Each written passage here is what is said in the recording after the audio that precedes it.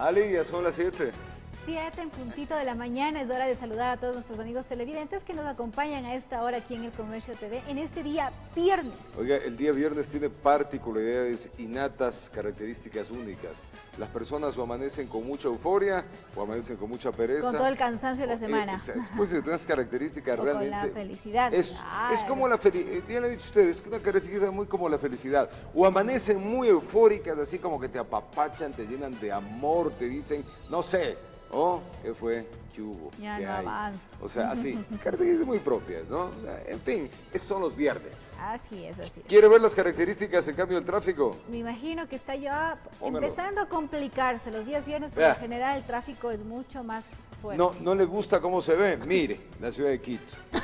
Ese tráfico, pero complicado, que ya tenemos. Vamos a partir del trébol de la ciudad. Miren, en esta vista panorámica se puede ver las arterias de Quito. Ahí está la José María Velasco Ibarra, la vía que va hacia la Simón Bolívar y el Valle de los Chillos están congestionadas. Esta es la avenida Pichincha. Ahí estamos viendo, mire, el terminal de la Marín. Ahí está el terminal de la Marín y el tráfico en la avenida Pichincha, vea. Los que están yéndose hacia el sur y norte, no le cuento. Los que están yendo al centro, el tráfico está complicado. Esta vía va a la 10 de agosto, por si acaso. Si usted la sigue, mire, y va por la Pedro Calixto, puede llegar, esta es una vía alterna, mire, puede llegar hacia la Chile y va al centro. Y la avenida Pichincha se va hacia diferentes sectores, sobre todo del centro de la ciudad, ahí vamos entrando por la Mejía, o se va directamente hacia el centro norte de Quito. Mire, Pedro Fermín Ceballos, ahí vamos viendo, y cómo la vía se va congestionando. Todo esto es tráfico. Todo lo que se está viendo, ya estamos en la Gran Colombia, esta es la 10 de agosto, más bien la 10 de agosto está un poco más libre. Mire, ahí estamos viendo, ¿quién da este edificio cuál es? El antiguo Banco Central del Ecuador. Ahí estamos viéndole cómo se va diversificando la vía y cómo va llegando hacia diferentes sectores. Es la 10 de agosto, la 10 de agosto presenta ya tráfico fuerte. Mire, 10 de agosto, La Patria en cambio que le está cruzando algo de tráfico. Si hacemos vista ampliada, usted va a poder ver en el centro norte de la ciudad de Quito, la avenida Colón ya presenta un tráfico también incesante, las vías alternas a la Colón, la Luis Mosquera también tiene tráfico, y si vamos un poco más hacia la derecha, vamos a visibilizar en cambio la avenida República. Miren, este es el Parque La Carolina. Qué lindo es este parque, miren. Qué bonito se le ve y qué grandote es el Parque La Carolina. Alrededor de Quito, pues en ese sector el tráfico también está complicado. Miren, se va complicando en los sauces, se va complicando en esta que es la vía, una de las que mayor flujo de tráfico tiene, que es la Gaspar de Villarruel. Y si vamos un poquito más hacia el occidente, nos vamos a topar con la vía occidental. Ahí tenemos la occidental. Todo esto es del bosque del Pichincha, mire, ahí estamos viendo el bosque del Pichincha, y todo esto es occidental hacia el norte, que presenta picos de tráfico. Esto es de la altura del Colegio Intizana y más allá, ya vamos llegando a su casa, Ali. Ahí estamos viendo. Sectores en los cuales este es el condado, sector del condado donde tiene mucho tráfico. Así que así está Quito, movidito el tráfico a esta hora. Es interesante verlo desde GPS, vista ampliada. Claro, con ahí se ve absolutamente todo. Bueno, ahí tenemos entonces cómo está realmente el tráfico a esta hora de la mañana para que usted tome las medidas necesarias y pueda llegar a tiempo a cumplir sus actividades en este día viernes. Me dice que este segmento es muy esperado porque de esta manera saben por qué días van a... Claro, por supuesto, todo el mundo ve, porque quiere saber antes de salir de su casita y saber ¿Cómo qué día tomar para poder llegar a tiempo. Muy bien, comencemos. Vamos a iniciar.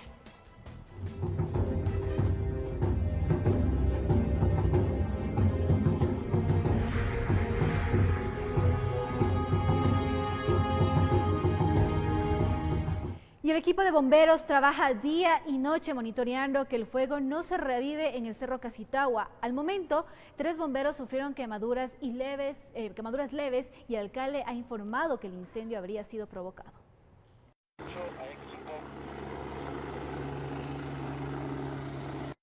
Los esfuerzos se han sumado para combatir el incendio forestal en el Cerro Casitagua. Militares, agentes metropolitanos, guardaparques, bomberos de otros cantones, junto con los bomberos de Quito, trabajan para intentar controlar las llamas y evitar que más vegetación sea devastada por los incendios. Las columnas de humo son espesas y el suelo permanece caliente en las áreas afectadas. 3 bomberos han resultado heridos mientras ejercían sus funciones. Lamentablemente en la parte alta norte se produjeron remolinos de viento y se produjo un efecto bastante complicado y un ascenso de una ráfaga de fuego bastante rápida. Ellos estaban apagando los focos que se encontraban en la parte del encañonado y lamentablemente subió una ráfaga de fuego. Ellos tuvieron que evacuar de manera brusca a un sitio que recién había pasado el fuego con temperaturas muy altas, por lo cual sufrieron quemaduras de primer grado en las plantas de sus pies, pero afortunadamente no ha pasado de ello. Los equipos de protección que utilizamos hicieron su trabajo y en este momento están siendo evaluados, pero no son lesiones ni daños mayores los que... El alcalde de Quito, Jorge Yunda, supo explicar la causa del incendio, que aparentemente habría sido provocada. La Agencia Metropolitana de Control determinó que una persona que inclusive con problemas de salud mental fue a cosechar unas tunas, y estas tunas, como tiene espinos, él prende una fogata como para poder quemar los espinos, se prende a la maleza y es que rápidamente se sigue a la vegetación continua. 51, 52, 3, 54, 55.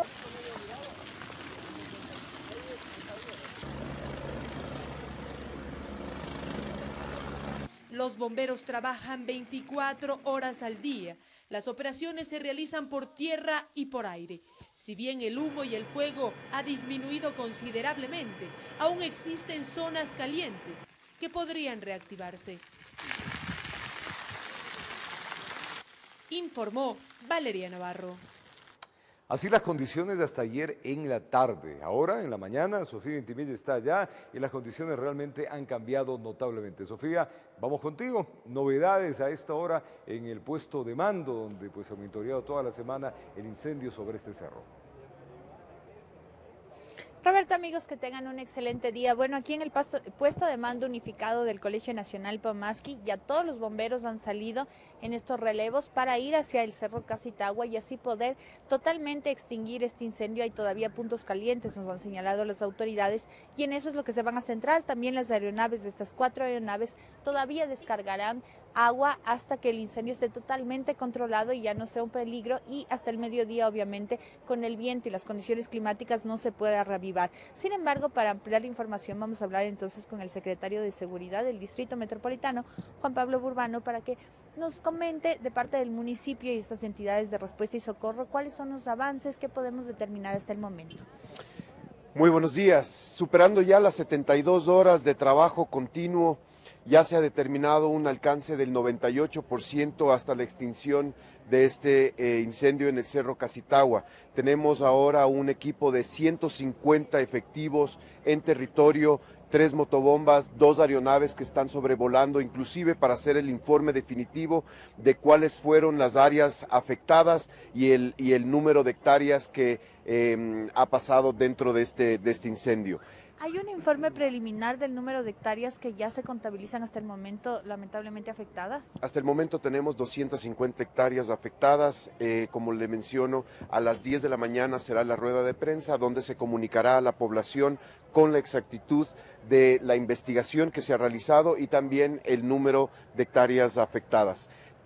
En cuanto a había una persona detenida por esta presunción también de haber provocado el incendio, esa persona sigue detenida. Ayer también el alcalde nos había manifestado que pudo haber sido una persona con un desequilibrio mental la que provocó el incendio. ¿Qué se sabe acerca de eso? Es correcto, la persona fue detenida, está en investigaciones. El alcalde justamente nombraba el día de ayer que esta persona hizo una fogata en el sitio y obviamente se descontroló, y esto también es un llamado a la ciudadanía para que generen conciencia y este tipo de incidentes no lo vuelvan a ocurrir. Muchas gracias por la información. Bueno, es muy importante y precisa, entonces ya sabemos que se están realizando ya las investigaciones pertinentes para del caso, si es que sí se llegó a provocar el incendio, tengan las sanciones pertinentes, y además ya sabemos que a las 10 de la mañana habrá un balance con exactitud de cuáles son las hectáreas afectadas. Esperemos también hasta las 10 de la mañana, como les manifestaba, estos puntos calientes que aún existen no vuelvan a avivarse y más bien se logre hasta esta hora poder sofocar totalmente las llamas y así tener buenas noticias para las próximas emisiones de que el incendio en el Cerro Casitagua habrá sido extinto totalmente. Como les mencionaba, las condiciones climáticas aquí no varían mucho. Hace unas horas había bastante nubosidad, sin embargo ahora ya está un cielo otra vez totalmente despejado y seguramente las temperaturas volverán a ser altas con estas ráfagas de viento, así que es preciso que el trabajo del cuerpo de bomberos sea rápido hasta antes del mediodía para evitar nuevamente calamidades. Esta es la información hasta el momento, ustedes continúan con más. Gracias, Sofía Intimilla. Para información tuya, la temperatura va a estar alta. Llegaremos a 25, 26 grados centígrados y el día va a estar totalmente azul, así que hay que estar prevenidos. Gracias, Sofía Intimilla, desde el puesto de mando, justamente dándonos las informaciones del Cerro Casitagua. Todavía hay puntos calientes, entonces hay que estar muy, pero muy pendientes. Esto que nos ha tenido con malas noticias, la quema de un bosque, de una montaña, siempre serán malas noticias. Tiempo de pausa, nosotros ya venimos acá con más información. Al regresar les contamos que una patrulla militar ubicó una carga explosiva cerca de la frontera con Colombia. Los resultados de la encuesta nacional de empleo, desempleo y subempleo en el 2019 revelan que más de 115,000 personas se habrían quedado sin empleo. Todo esto y más al retornar acá en la emisión de viernes del Comercio TV. Son las 7 de la mañana, 11 minutos, 7 grados centígrados. Sigue la temperatura fría en el distrito metropolitano de Quito. Ya venimos.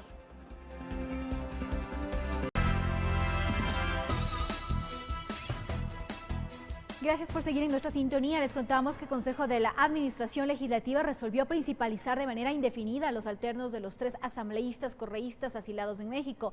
Además, con información requerida a Cancillería sobre la situación de los parlamentarios, se decidirá si el tema pasa al Pleno. José Agualzaca, Javier Casanova y Marta Chantón permanecerán en sus curules como asambleístas titulares de manera indefinida. Así lo decidió el Consejo de la Administración Legislativa. Estos asambleístas recibirán, además de toda la remuneración que les corresponde, otros beneficios. Para que los asambleístas puedan garantizar su trabajo, de que sus despachos sean a un 100% manejados por personal de confianza de los asambleístas principalizados. Actualmente los asesores y asistentes de estos asambleístas, antes suplentes, hoy titulares, todavía obedecen a los legisladores que están en México. En su calidad de legisladores principales, percibirán también lo que corresponde a la ley, algo que a los correístas asilados ya no podrían acceder, por lo cual el pago patronal al IES se mantiene suspendido. Ninguna persona tiene derecho a una aportación al seguro cuando no ha trabajado. No significa despido, ni significa aviso de salida. Estas son las únicas acciones administrativas tomadas por el CAL, pues tratar la propuesta de despojarlos del cargo por abandono no contempla la ley en la función legislativa. Para el correísta Juan Cristóbal Lloret, la decisión del CAL es correcta. Me parece que es adecuado en el sentido de que no se busque como un afán político de algún sector el que se pueda buscar la forma para sacarlos de su curul, de sus cargos. El Consejo pedirá información a la Cancillería para conocer más detalles de la situación de los legisladores y luego se decidirá si el tema deberá pasar al Pleno. En definitiva, yo no creo que varíe mucho la decisión de este CAL. Informó Carolina Basante. A la Comisión de Relaciones Exteriores y Soberanía de la Asamblea Nacional acudieron el ministro de Defensa Osvaldo Jarrín y también el canciller José Valencia. Los funcionarios realizaron explicaciones, la cooperación internacional que mantiene el Ecuador con Estados Unidos justamente para la lucha contra el narcotráfico. Miremos lo que dijeron. Acudieron a la Comisión de Relaciones Internacionales el canciller José Valencia y el ministro de Defensa Osvaldo Jarrín a explicar la normativa bilateral del programa de vuelos de vigilancia aeromarítima que realiza los Estados Unidos en territorio ecuatoriano desde el 2017. El gran ausente, el ex embajador de Ecuador en Estados Unidos, Francisco Carrión, quien aseguró que su salida del cargo era por estar en desacuerdo ante la falta de dicha normativa bilateral. El embajador Carrión tiene dos objeciones. La primera objeción es que no existe un marco normativo bilateral indispensable para las operaciones de los aviones.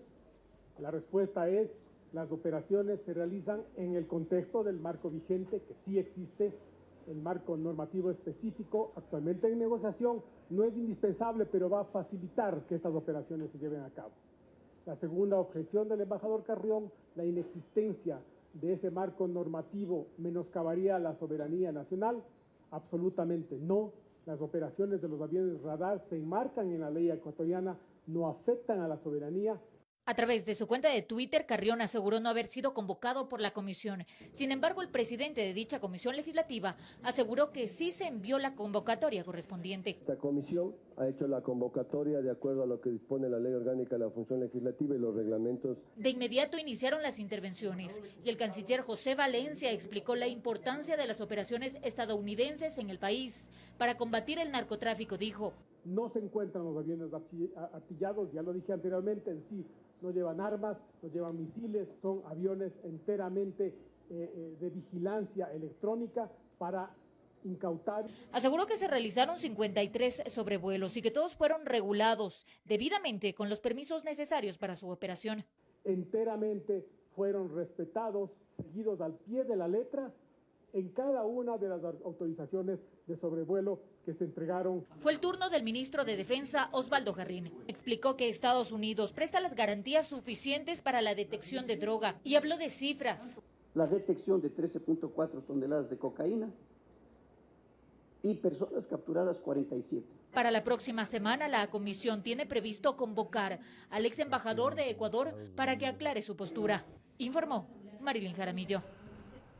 Idirsa Muñoz, jueza de la Corte Nacional de Justicia, declaró la prescripción de una acusación efectuada por Luis Torres en contra del exfiscal general del Estado, Galo Chiriboga, por el presunto delito de tráfico de influencias. La jueza explicó que al haber transcurrido más de 5 años sin que el proceso haya avanzado, la ley faculta a declarar la prescripción. Además, el denunciante habló de otros posibles delitos, los mismos que anteriormente ya fueron juzgados. A la audiencia desarrollada en la Corte no acudió el denunciante ni la defensa de Chiriboga, solo el fiscal subrogante Wilson Toa Inca. 7:21 en la mañana, Ecuador cuenta con un observatorio para la seguridad social. Esta iniciativa ciudadana, amigos, inédita, responde a la crítica situación que atraviesa esta institución y tiene como objetivos, primero, transparentar la situación del IES y colaborar para la reinstitucionalización de la misma. Veamos. El Consejo de Participación Ciudadana entregó las credenciales a los 5 miembros del Observatorio de la Seguridad Social, una iniciativa ciudadana que nació hace 9 meses y que busca encontrar el camino para revivir a esta institución en crisis. Vamos a abrir esos guetos y tener información para decirle al país exactamente, a los dueños de la seguridad social, cuál es la situación actual, cuál es su proyección y hacia dónde vamos. Nos va a permitir fortalecer institucionalmente a todos los ecuatorianos que somos parte de la seguridad social. El observatorio tendrá la potestad de investigar dentro de la institución y también de hallar elementos, denunciar posibles actos de corrupción. No hay posibilidad de que nosotros hagamos uso de esa información para otros objetivos. Para esto cuentan con el apoyo de las autoridades del IES. Andrés Campaña, director provincial de la institución, dijo que no habrá reparos en entregar la información al observatorio. Uno de los pilares fundamentales de ese Acuerdo Nacional por la Seguridad Social es transparentar la situación en la cual se encuentra la institución. Este observatorio ciudadano será autofinanciado y no tendrá ningún espacio para hacer política. También buscarán formar parte del proceso de reformas a las leyes que rigen la seguridad social, informó Carolina Basante.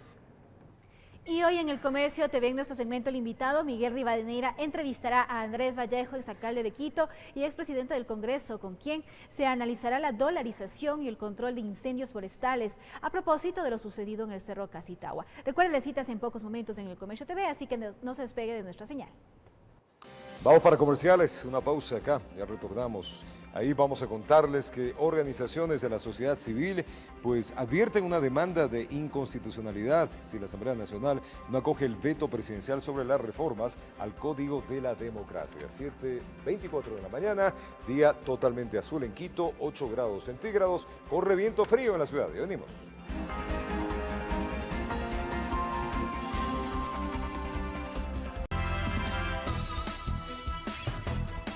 Estamos de vuelta, gracias por acompañarnos. Organizaciones de la sociedad civil advierten una demanda de inconstitucionalidad. Esto si la Asamblea Nacional no acoge el veto presidencial sobre las reformas al Código de la Democracia. Ellos hacen sus observaciones, amigos, en varios temas. O sea, ejemplo 1, insisten en la eliminación de las circunscripciones electorales. Entre algunos temas, veamos.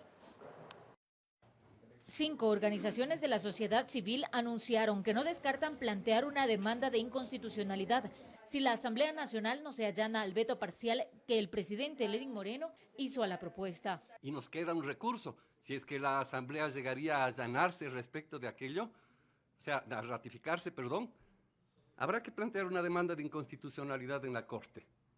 Porque los miembros de la sociedad civil no creemos que debemos perder la oportunidad de tener nuevas reglas del juego. Consideran que si el Pleno decide ratificarse en el texto que aprobó a inicios de diciembre pasado sin tomar en cuenta las sugerencias del mandatario, 5 aspectos podrían poner en riesgo el equilibrio y la transparencia de las elecciones presidenciales y de asambleístas. Y la situación se complica cuando desde la Comisión de Justicia y Estructura del Estado de la Asamblea Nacional ya se descarta de antemano que se puedan aceptar cambios en alguno de los temas planteados por el mandatario. Por ejemplo, insisten en la eliminación de las circunscripciones electorales, pero este no fue un tema aprobado por el Legislativo. Que se le dé la razón al presidente de la República y se acoge el veto respecto de las circunscripciones, porque aquello es respetar la norma constitucional. Un error tremendo del Ejecutivo en donde pretendió vetar un artículo que no fue aprobado por la Asamblea Nacional y nosotros eso no lo vamos a pasar, ni lo vamos a permitir. Con respecto a las licencias también tienen su perspectiva. Las organizaciones ciudadanas califican como injusto y poco ético que en el texto que está a punto de ser ratificado por la Asamblea se establezca que una autoridad de elección popular que busca la reelección deba pedir licencias sin sueldo por 45 días. Cuando sabemos que entre la inscripción de la candidatura y el inicio oficial de la campaña median varias semanas en las cuales esa persona va a recibir su sueldo de recursos que nos pertenecen a todos los ecuatorianos. Además, hacen observaciones al sistema informático anunciado por el Consejo Nacional Electoral para las elecciones. Ellos consideran que toda la información del proceso electoral debe estar a disposición de los ciudadanos. En tiempo real deberían todos los ciudadanos ecuatorianos acceder a la información de qué está sucediendo con sus votos, de tal forma que no se tuerza la voluntad de la gente. Se necesitan 91 votos para lograr la ratificación de lo aprobado por la Asamblea y 70 para aceptar las objeciones. El tema será tratado en el Pleno Legislativo la semana entrante, informó Marilyn Jaramillo.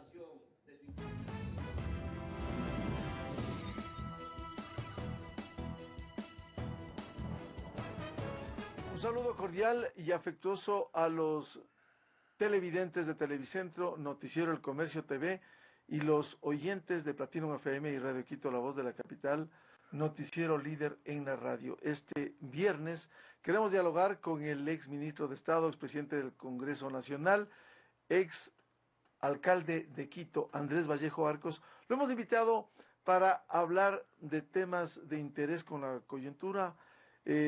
Hace poco se cumplieron 20 años de la dolarización, que de alguna manera le dio estabilidad y certeza a los ecuatorianos. Pero también hablar, como es alcalde de Quito, este último incendio en el Cerro Casitagua, aquí al norte de la capital, en donde ha sido controlado el 98%.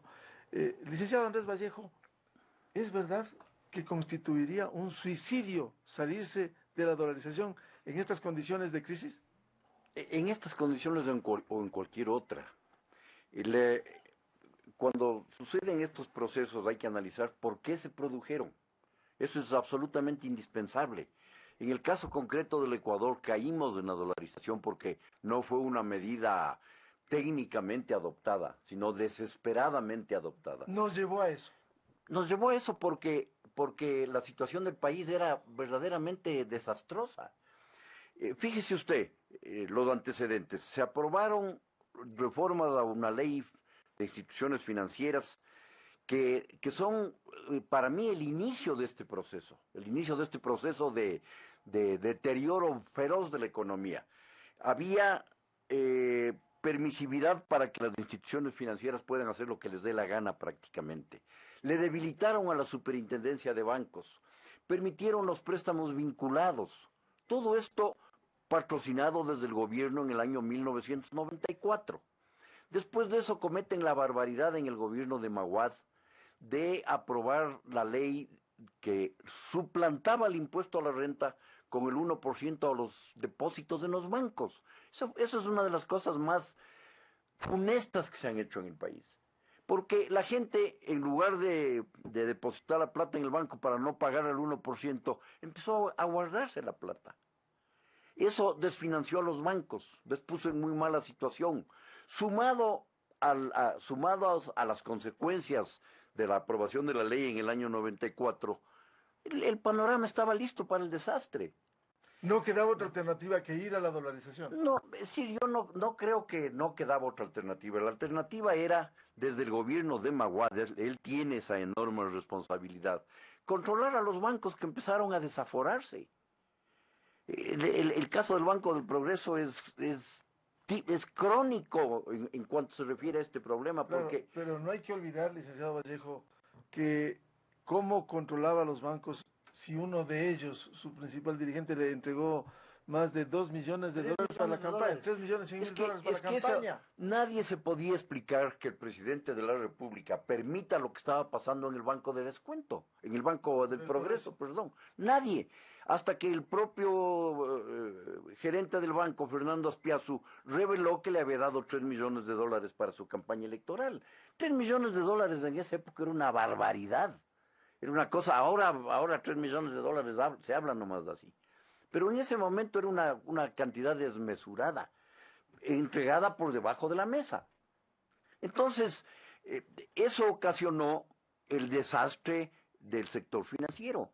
Lo del Filambanco, lo del Banco del Progreso, la creación de la AGD, todo eso es lo que condujo a esta situación. Bueno, llegamos en esas condiciones, pero le permitió mejorar la situación de los ecuatorianos. Es decir, el dólar sin ninguna duda ha dado estabilidad, preserva el poder adquisitivo de la gente, no permite emisiones inorgánicas de dinero. Imagínese usted lo que hubiera sucedido en la época de Correa, en la que se... Con moneda propia. Era Venezuela. Posiblemente. Posiblemente. Imagínese la monetización de cada barril de petróleo a $100 por barril. Eso convertido en sucres. Hubiera sido una inundación en el mercado de dinero que nos llevaba a una inflación otra vez incontrolable. Entonces, pero el hecho de que la dolarización haya tenido a la larga un buen efecto, no quiere decir que tenemos que olvidarnos de las razones por las que se llegó a eso, porque ahora hay una especie de campaña para santificar a los dolarizadores.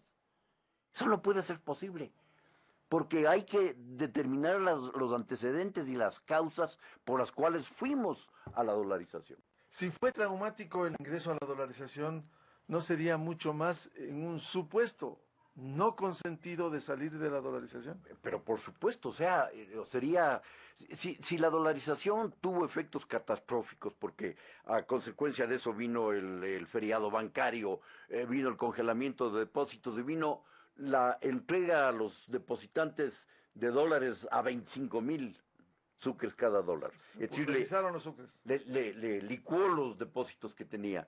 Salir de la dolarización sería otra catástrofe. Porque la desconfianza, el temor de la gente, ¿volver a qué? ¿Volver a un sucre en las circunstancias en que entramos en la dolarización? No habría gobierno que lo aguante. Y yo personalmente creo que Correa, que hablaba tanto contra la dolarización, sabía que no podía salir de la dolarización. Y en buena hora, porque con todas las locuras que se hicieron, esa era la única que faltaba. Ahora, en estas condiciones de crisis, ¿cómo lograr que estos procesos se consoliden? Bueno, yo creo que hay situaciones en la economía que son favorables. Sin duda la economía está viviendo un periodo de contracción, precisamente porque la restricción de recursos para las inversiones por parte del Estado, que se desbocaron en la década anterior, hacen que esa economía se frene. La economía creció, ni siquiera creció tanto. La economía se desarrolló en los 10 años anteriores porque el Estado pasó a participar del 21% a casi el 40% en economía. El Estado ya no tiene esos recursos, entonces deja de invertir, deja de meter plata a la circulación, la economía se restringe. La restricción de la economía no le afecta solamente al gobierno. La restricción de la economía le afecta a la ciudadanía en general, Por eso es que hay esta sensación de que no avanzamos, de que nos quedamos. Y aquí la inversión privada juega un papel simplemente fundamental. ¿Cómo proteger la dolarización, licenciado Vallejo? Con un buen funcionamiento de la economía, con orden, con disciplina, sin salirse de madre en todas las cosas, como lamentablemente sucedió. Esa es la mejor manera de proteger la dolarización. Pero hoy tenemos una situación compleja, todavía altos niveles de déficit fiscal, endeudamiento externo. ¿Cómo sostener que permita crecer la economía y que no tengamos este drama, como hoy publica Diario El Comercio, los niveles de desempleo, la falta de empleo adecuado en el Ecuador? Tiene que haber un equilibrio en el funcionamiento de la economía, un equilibrio entre la participación del Estado y la del sector privado. Este es el momento para hacerlo. Aquí la empresa privada tiene una enorme responsabilidad, porque no hay duda de que las condiciones para las inversiones y no hay duda de que la situación para que ellos inviertan están dadas en este momento. No estamos viviendo la misma situación de ataque permanente a la empresa privada. No es esa la situación es diferente, se han dictado leyes con grandes estímulos para la inversión, pero no se ve la reacción del sector privado. ¿Usted cree que falta reacción del sector privado? Sin duda, no se ve la reacción del sector privado, no se ve. ¿Y por qué cree que ocurre eso? Por desconfianza, por incertidumbre. ¿Y por qué hay desconfianza? Porque no se sabe. ¿No salimos del círculo vicioso? Sí, es un gobierno débil, sin lugar a dudas, que toma medidas como la acertada, en mi opinión, medida de la eliminación del subsidio a los combustibles, seguramente no tomada con la prudencia que se debía. Pero casi se cae el gobierno. Es que a eso voy. ¿Quiénes son los primeros en protestar? Aquellos que están siendo subsidiados sin ninguna justificación, porque se preocupan solo de su bolsillo y no se preocupan del funcionamiento de la economía en general. Con que estén bien, bueno, el bolsillo es el órgano más sensible del ser humano. Y cuando le tocan, se complica. Exacto. Ahora, yo no estoy diciendo, seguramente la medida fue inadecuadamente adoptada, pero hay que ir a una focalización del subsidio a los combustibles, porque eso está beneficiando a quien no debe beneficiar, está beneficiando a las clases medias altas, está beneficiando a los contrabandistas, está beneficiando a quienes sacan el combustible para el contrabando para alimentar a los buques del narcotráfico. Por favor, hay que tomar eso en cuenta. Y todos tenemos que hacer conciencia de que un sacrificio personal es indispensable. Y con nuestra economía estancada, año electoral, y no se ve un panorama claro, complejo. Es un pésimo año, que además ya la etapa preelectoral ya empezó, todavía falta más de un año para las próximas elecciones, y ya todo el mundo está pendiente de eso. Hay que esperar que los aspirantes, que cada vez son más, a dirigir el país, hagan conciencia ellos también de que hay que solucionar los problemas, porque si no, el rato que lleguen no van a saber qué hacerse. Van a tener que tomar ellos medidas que cada vez tienen que ser más drásticas si no se las toma oportunamente. ¿Por eso debiera permitirse y respaldarse que este gobierno le deje mejorando la situación? Debería ser así. ¿O solo criticar cualquier tipo de medida? No más impuestos, por ejemplo. Es que no puede ser. No puede ser posible que todos pensemos solamente en forma individual y no nos demos cuenta de que la cosa colectiva es la fundamental, inclusive desde el punto de vista personal a largo plazo. ¿No ve en ese sentido un panorama incierto? Yo veo cada vez. La derecha no dividida, el centro izquierdo no aparece. Bueno, ¿qué pasa? Yo veo cada vez más irresponsabilidad. Más irresponsabilidad en todos los sectores, en el sector político, en el sector empresarial, en todos los sectores cada vez hay más irresponsabilidad. Fíjese usted lo que está pasando con esa ley que al fin fue aprobada y conocida por la Asamblea Nacional. Empiezan a llover los pedidos de inconstitucionalidad de las cámaras del Partido Social Cristiano. El último proyecto urgentemente. El último, es que es increíble, por cosas de forma, que errores que dicen que se han cometido ahí. O sea, nadie piensa en el país, solamente piensan en su interés electoral inmediato y les importa un comino lo demás. Bueno, ¿Y cómo parar definitivamente el incendio? Usted, como es alcalde de Quito, aquí en el Cerro Casitagua, que amenazó en la capital. A mí me parece que están avanzando. Se dice ahora que ya el 90% está controlado. 98, Lo fundamental, Miguel, es el tema preventivo. Ahora estamos viviendo una época especial, ¿no? Esta época debería ser de lluvias y no deberíamos tener estos problemas, pero al comienzo de cada verano, todos los veranos empezamos con los mismos problemas. Bueno, pero las autoridades debieran saber que estamos con situaciones en el planeta, no solo en Quito. Claro. Si hay invierno y hay un verano extenso, hay que prevenir. ¿Cómo? La única manera es con educación. Déjenme referirme a lo que se hacía en la época de la administración de Paco Moncayo, de la que yo participé. Antes de que empiece la época de verano, se hacían campañas preventivas a nivel de los colegios y de las escuelas. Campañas de educación con los niños, con los estudiantes, porque lamentablemente muchos de esos incendios, yo no digo que sean intencionales, pero son provocados por imprudencia o irresponsabilidad. Entonces, la campaña preventiva no tiene que hacerse una vez. Es una campaña de educación ¿Usted no ve hoy permanente? Bueno, en este caso concreto yo no me atrevo a decir, porque esto es un fenómeno fuera de tiempo, yo lo llamaría así. Ya. Pero generalmente Pero la no. campaña permanente de prevención debe ser siempre. La campaña permanente debe ser permanente, por supuesto. No solamente de vez en cuando estamos al borde de un problema, de un conflicto. Tiene que ser permanente, es la única manera de evitar estas cosas. El exalcalde de Quito, exministro de Estado, expresidente del Congreso Nacional, Andrés Vallejo Arcos, en el noticiero El Comercio TV de Televicentro, este viernes. Les deseamos un feliz fin de semana. En las radios Platinum FM y Radio Quito, la voz de la capital, volvemos con el licenciado Andrés Vallejo. Muy buen día.